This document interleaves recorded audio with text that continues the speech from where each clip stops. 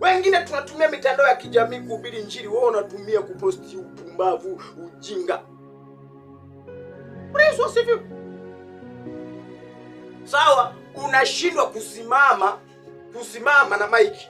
Unashindwa sawa kumwambia mtu ana kwa ana ya kwamba ndugu yako Yesu anakupenda. Na kuandika Facebook unashindwa.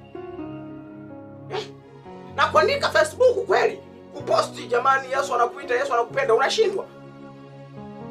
Jamani. Sawa, una uoga wa kumwambia mtu hivi. Kuna watu kweli hawana ujasiri wa kumwambia mtu. Lakini kama una nia, ukimwambia Mungu nipe ujasiri, Mungu atakupa. Mungu atakupa. Sawa, wewe ni mwoga na Facebook unashindwa. Hata kuchukua hii video na kuisambaza pia na wenyewe huwezi. Na kuchukua video za watu wanaohubiri kuzisambaza pia na penyewe huwezi.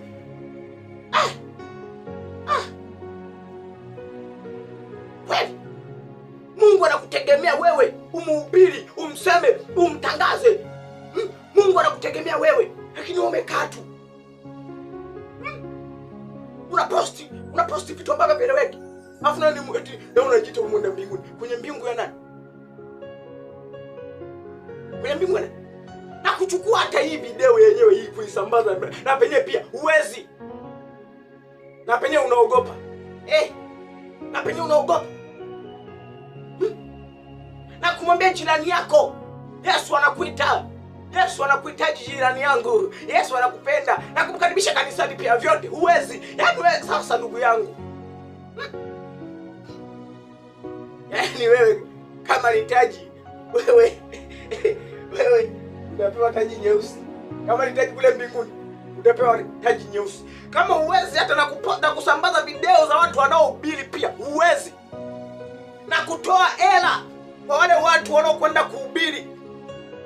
Kuna watu ambao wana kiu ya kwenda kuhubiri lakini hawana uwezo wa kifedha, na kuwasaidia fedha ili waweze kwenda kuhubiri pia na hilo huwezi.